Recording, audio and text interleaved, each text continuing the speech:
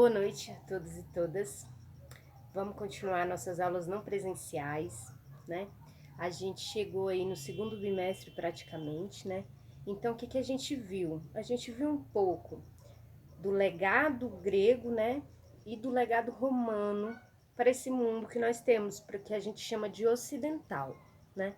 Então, o que a gente vai falar hoje? A gente vai começar a falar um pouco da transição dessa idade antiga, que a gente chama de antiguidade, para o mundo medieval, né? Que a gente chama também de Idade Média, né?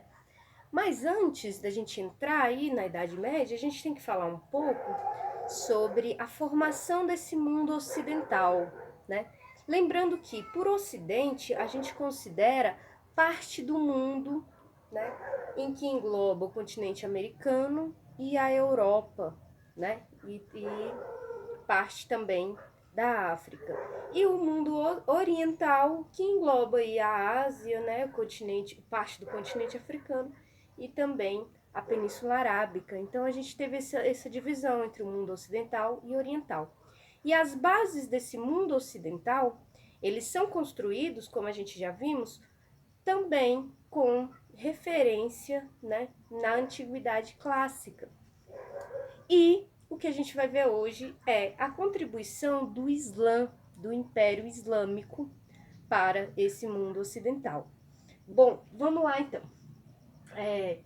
A gente vai considerar então que a influência dos árabes islâmicos na civilização ocidental foi fundamental e transformadora. Bom, mas antes vamos entender então o que é o Islã, o que é o islamismo, né?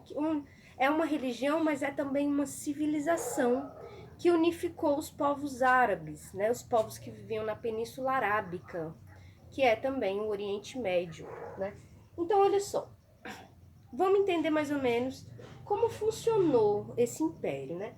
Entre os séculos 7 e 9 e 8, o Império Islâmico alcançou vários domínios na Ásia, Península Ibérica e norte da África, né? Vamos entender. Mais ou menos ali, por volta de 570 depois de Cristo, nasce uma figura que vai se transformar no profeta do islamismo, que é o Maomé, né? Maomé, ele é responsável, assim como Abraão foi o responsável dentro do cristianismo por trazer o monoteísmo, ou seja, a crença em um Deus só. Maomé faz isso no mundo árabe. Os árabes, como nós sabemos, eles eram politeístas. E a cidade de Meca era uma cidade ali em que se passavam vários comerciantes, uma cidade muito ativa comercialmente e que se adoravam vários deuses, né? Como a gente viu, grande parte das civilizações antigas eram politeístas, ou seja, adoravam mais de um deus. E é a figura do Maomé que vai acabar com o politeísmo no mundo árabe, né? Trazendo a crença em um só Deus, que vai ser Alá, né? O Abraão faz esse processo no cristianismo, traz a figura de Deus, né? Também, acabando com aquela ideia politeísta, e é o considerado aí o profeta do cristianismo, né? O que traz a figura de Deus, de um Deus só. E o Maomé, então, seria, na religião islâmica, esse profeta, o que traz a ideia de um Deus único, né? O Maomé nasce na Península Arábica e é por lá que ele inicia a sua ideia de um Deus só, né? Crença de um Deus único. Maomé, então, é perseguido, né? Perseguido pelos grupos que não aceitavam essa ideia monoteísta, né? Mas mesmo assim ele consegue converter a população e forma um exército para divulgar essa fé, né? E esse novo império, né? Então, esse exército conquista Meca, né? Em 630 depois de Cristo. Bom, nesse período, o Maomé ele já tinha conseguido unificar as tribos árabes e convertê-las ao islamismo, muitas vezes tendo a jihad como um método. Então, olha só como vai se formar o Império Islâmico, né? Maomé vai, converte várias comunidades árabes ao islamismo, a um Deus só, né? E também monta um exército, né? Esse exército é porque existe uma metodologia islâmica que é a jihad, que é o quê? A guerra santa. ou seja, uma guerra para levar o ensinamento de Maomé para outros povos, né?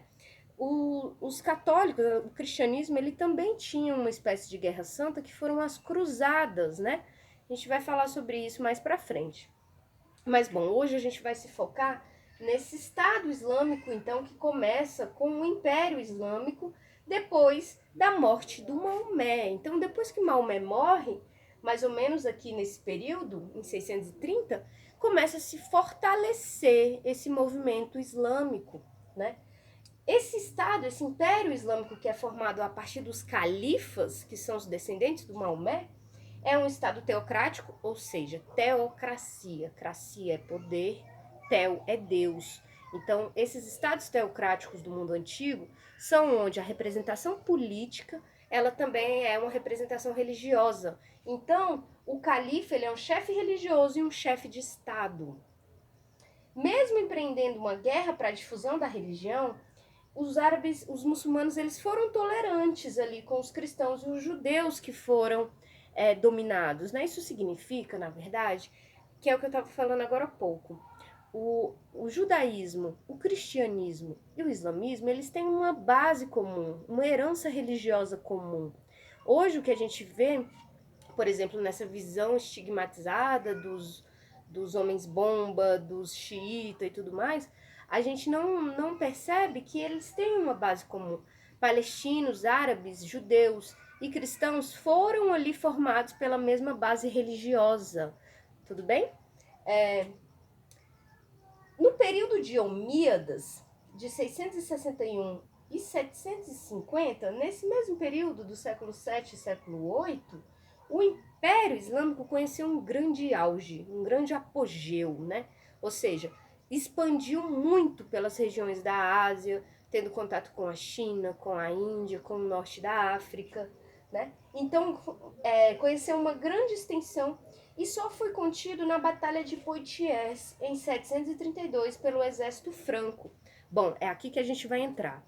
Os muçulmanos, nesse período aqui que a gente está vendo, começando pelo século VII até o século VIII, eles tiveram uma grande extensão do seu território e da sua civilização. Dominaram ali grande parte do norte da África, Egito, Turquia, Argélia, vários países aí, e dominaram também a Península Ibérica. Que península é essa? É a região da Europa em que está localizado Portugal e Espanha. Então, por exemplo, hoje a gente tem um pagode, a gente tem um pandeiro. E o pandeiro os portugueses trouxeram para o Brasil, mas é uma herança árabe, por exemplo. Né? Então, o que a gente vai entender na aula de hoje? Que o Império Islâmico, a partir dessa expansão aqui no final da Antiguidade, ele consegue ter uma grande influência aí nos territórios que ele conquista. Né? E dentre esses territórios está a Europa Ocidental, a Península Ibérica. Os árabes dominaram Portugal e a Espanha por muito tempo, né? Por vários séculos. Então é sobre isso que a gente quer destacar hoje. O Império Árabe, ele só foi barrado de dominar toda a Europa nessa batalha contra os franceses de Poitiers, né, que foi em 732. Então é só nesse momento que a Europa, o exército da França consegue barrar a expansão islâmica, mas eles estavam ali, provavelmente eles poderiam inclusive ter dominado a Europa inteira, sendo a Europa hoje poderia ser um continente árabe, né, islamizado, né, digamos assim. Então, essa batalha contém um pouco o avanço do islamismo na Europa. Porém, esse período inteiro que o Islã domina a Península Ibérica, Portugal e Espanha, deixa aí grande herança, né, para esses povos. Então, olha só, continuando, a partir do século XIII, o império foi sendo conquistado pelos turcos. Então, aqui a gente já vê uma decadência do Império Islâmico, né? Na Península Ibérica, que eles dominaram por séculos, foram derrotados pelos cristãos no século XV. Então é nesse momento em que já estamos encaminhando para o final da Idade Média que os árabes passam a não ter, né, mais tanto contato na Europa. Mas todo esse contato deixou muitas heranças, que é o que a gente vai ver agora.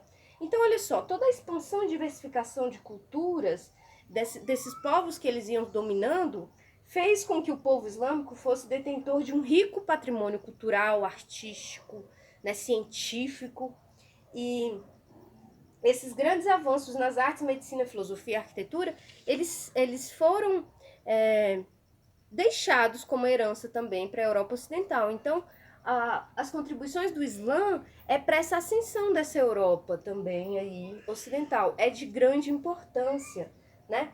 E aqui eu coloquei não confundir o Islã com o islamismo, justamente por causa dessa imagem estereotipada que tanto a Europa quanto os Estados Unidos construiu do Oriente Médio, como homens-bomba, como terroristas, né?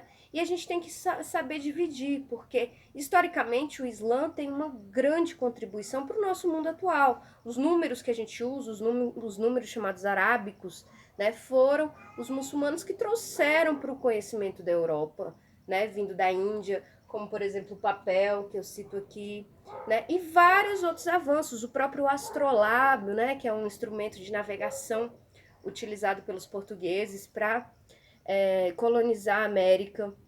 Esses instrumentos vêm dos árabes. Então é isso, a gente vai ter que entender que o cristianismo formou a sociedade ocidental, mas que o islamismo também tem uma grande contribuição para cultural, né, científica e tecnológica para esses povos. Então, a civilização islâmica é também herdeira do legado cultural greco-romano. Olha só, acabando ali a antiguidade, os árabes têm a sua expansão, como a gente viu aqui no século VII, e acabam tendo contato com toda a cultura greco-romana. E eles são mantenedores dessa cultura, eles vão levar essa cultura para a Europa medieval. Né? Então é por isso que é tão grande a importância desse povo na construção dessa Europa ocidental no período medieval. Né? Uma das características da civilização árabe é a capacidade de englobar e absorver outras culturas, né? Então, isso aí foi uma característica. Eles não destruíam a cultura local, mas absorvia e passavam em diante essa cultura. E foi assim com, por exemplo, vários filósofos gregos foram conhecidos pelos europeus pelos muçulmanos, né? É isso, então, nossa principal tese dessa aula de hoje. A gente tem que ver que nesse período que esteve conquistando parte da Europa, os árabes tiveram aí grande responsabilidade em transmitir os conhecimentos da antiguidade e também foram produtores de ciência, né? Como a gente vai ver aqui, grande parte das inovações técnicas chegaram aos europeus graças às transmissões feitas pelos árabes, como os números que eu já falei, que vêm da Índia, o papel da China e etc. Os árabes também produziram uma ciência avançada na arquitetura, medicina, as mesquitas, né? Grande avanço matemático também. A civilização que emergia na Europa, então, no período medieval, conheceu a tradição clássica greco-romana por meio do Islã, né? Por meio dos árabes islamizados. Então, é mais ou menos isso aí para a gente fixar. Antes de 1500, o Islã foi uma civilização altamente desenvolvida. Percebam, a Europa, nesse período, ela estava passando ali por uma série de invasões bárbaras, como era conhecido os estrangeiros, né? E não tinha ali nenhum grande apogeu de nenhuma civilização, porque ela estava se ruralizando, que é o que a gente vai ver na próxima aula, né? Enquanto isso, a civilização árabe, ela já tinha passado o seu apogeu, ela já estava entrando em decadência, né? Então, até 1500, o Império Islã foi de uma grande potência, né? Muito desenvolvido, né? Uma civilização altamente desenvolvida, muito à frente da Europa. Suas cidades eram grandes, bem iluminadas, com esgoto, universidades, bibliotecas, mesquitas. Lembrem-se, a Idade Média passou, a Europa medieval passou 1000 anos sem universidade, sem educação, sem higiene, processos de saneamento básico, né? Que a gente vai ver mais para frente. Né? Então é de grande importância entender que não só o Islã, mas várias outras civilizações ao redor do mundo, até 1500, desenvolveram seu apogeu. A Europa, ela era uma periferia do mundo nesse momento. Né? É só na modernidade que ela vai se recolocar como centro, né? Vai se colocar como centro. Mas até então não, a Europa era bastante atrasada em comparação com outras civilizações e impérios. Então, a civilização árabe é uma civilização complexa que se nutriu de diversas tradições, persa, greco-romana, bizantina, chinesa, indiana, africana, né? Lembrando que os árabes também passaram muito tempo ali no Egito e que foi a maior civilização da antiguidade. Uma parcela dessa herança, então, foi transmitida à Europa Ocidental ainda no período medieval e contribuiu para transformações nesse continente e que permitiu uma grande avançada arrancada no início do período moderno. É isso que eu estava falando para vocês. Então, essa influência artística, cultural e técnica árabe na Europa vai deixar ali heranças em que os europeus vão se utilizar, como os portugueses, né, utilizando técnicas de navegação e tudo mais, né? Então, eles trazem aí para a modernidade esse conhecimento que os árabes levaram para a Europa no período medieval. A civilização islâmica vai muito além do estereótipo e é bem diversa daquilo que os fanáticos extremistas apregoam. Isso que eu estava falando para vocês, a gente tem que saber distinguir, né? Porque existe uma visão estigmatizada dos árabes, mas não são todos os árabes assim, né? A gente tem uma parcela dentro do islamismo que é os xiitas, que é uma parcela mais radical, né? Mas grande parte da população do Islã é sunita, ou seja, é mais tranquilo, né? Não segue o Alcorão ali tão à risca como os xiitas, né? Então a gente tem que desconstruir, porque foi construído um estereótipo discriminatório da população árabe do Oriente Médio, que é conhecido como orientalismo, né? E que vem carregado de estereótipos negativos dessa população. Então a gente tem que olhar para eles aí como também produtores de ciência, de cultura, de civilização, e que influenciaram muito o mundo europeu e que também chegaram até nós, né? No Brasil, no ano de 1835, tivemos uma grande revolta de negros islâmicos escravizados, a revolta dos malês. Então, para finalizar nossa aula, eu só quis colocar aqui para vocês um exemplo de como que esse domínio em parte da África, né, essa islamização de uma parte da África, chega aqui no Brasil.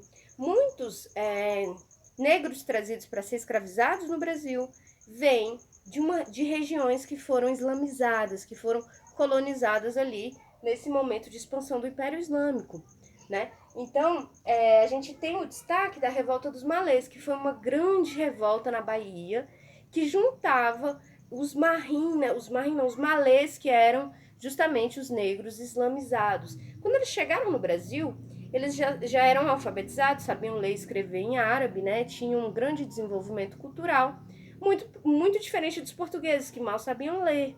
Então, mesmo estando numa condição de ser escravizado, eles tinham ali uma grande bagagem cultural, muito maior que os portugueses que escravizavam, né? Então, a revolta dos malês aí, ela se destaca muito na nossa história brasileira, foi no século XIX, e teve a figura da Luísa Marim, uma grande guerreira que vem do Benin para cá e participa aí como uma das únicas mulheres dessa revolta. E ela é mãe de um grande abolicionista, que é o Luiz Gama, que lutou muito contra a escravidão no nosso país.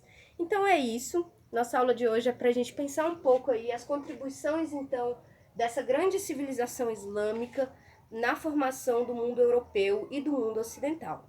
É isso. Boa noite para todos. Fiquem em casa, fiquem bem. Logo mais a gente vai estar junto de novo. Boa noite.